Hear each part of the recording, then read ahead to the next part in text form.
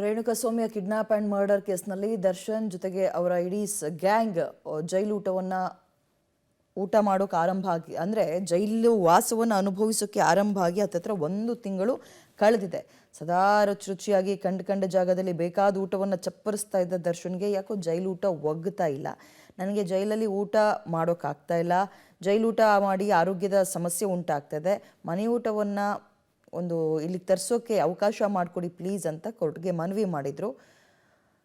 ಮನೆ ಊಟಕ್ಕಾಗಿ ದರ್ಶನ್ ಪರದಾಡ್ತಾ ಇದ್ದಾರೆ. ಮನೆ ಊಟ ಪಡೆಯೋಕೆ ದರ್ಶನ್ ಮಾಡಿದಂತಹ ಎಡವಟ್ಟು ಏನು, ಹಾಗಾದರೆ ಯಾಕೆ ಅವಕಾಶ ಮಾಡಿಕೊಡ್ತಿಲ್ಲ ನೋಡ್ತಾ ಹೋಗೋಣ. 2 ವರ್ಷದ ಹಿಂದಿನ ಹೆಲ್ತ್ ರಿಪೋರ್ಟನ್ನು ಕೊಟ್ಟಿದ್ದಾರಂತೆ. ಓಕೆ, ಇಲ್ಲೂ ಕೂಡ ಕಳ್ಳಾಟ ಆಡೋಕೆ ಮುಂದಾಗಿದ್ದಾರೆ ಅನ್ನುವಂಥದ್ದು ಗೊತ್ತಾಗ್ತದೆ ಅವರ ಅಡ್ವೊಕೇಟ್ ಕಡೆಯಿಂದ. 2 ವರ್ಷದ ಹಿಂದಿನ ಹೆಲ್ತ್ ರಿಪೋರ್ಟ್ ಕೊಟ್ಟಿದ್ದು, ಈಗ ನನ್ನ ಆರೋಗ್ಯ ಹಿಂಗಿದೆ ನೋಡಿ ಅಂತ ಹೇಳಿದ್ದಾರೆ. ಸೊಂಟದ ಮೂಳೆಗೆ ಪೆಟ್ಟಾಗಿದೆ ಅಂತ ರಿಪೋರ್ಟ್ ಸಲ್ಲಿಕೆ ಮಾಡಿದ್ದಾರೆ. ಕಾರಾಗೃಹಗಳ ಐಜಿಗೆ ಮನವಿ ಮಾಡದೇ ಇದ್ದಿದ್ದು ನೇರವಾಗಿ ಬಂದು ಕೋರ್ಟ್ಗೆ ಮನವಿ ಮಾಡಿದ್ದಾರೆ. ಕಾರಾಗೃಹದ ಐಜಿಗೆ ಮನವಿ ಮಾಡಿದರೆ ಬಹುಶಃ ಇದು ಸುಲಭ ಆಗ್ತಾ ಇತ್ತೇನೋ ಮಾರ್ಗ. ಮ್ಯಾಜಿಸ್ಟ್ರೇಟ್ ಕೋರ್ಟ್ ಬಿಟ್ಟು ಹೈಕೋರ್ಟ್ಗೆ ಹೋಗಿದ್ದು, ಸೊ ಏಕಾಏಕಿ ಹೈಕೋರ್ಟ್ಗೆ ಹೋಗಿ ರಿಟ್ ಅರ್ಜಿ ಸಲ್ಲಿಸಿದ್ದು ಎಡ್ವರ್ಟ್ ಆಗಿದೆ. ಕೆಳ ಹಂತದಿಂದ ಹೋಗಬೇಕು ಅಂದರೆ ಇವರು ಏಕಾಏಕಿ ಇದಕ್ಕೆ ಅವಕಾಶ ಸಿಗುತ್ತೆ ಅನ್ನೋ ಹಿನ್ನೆಲೆ ಕಾನ್ಫಿಡೆನ್ಸ್ನಲ್ಲೇ ಹೋಗಿದ್ದಾರೆ.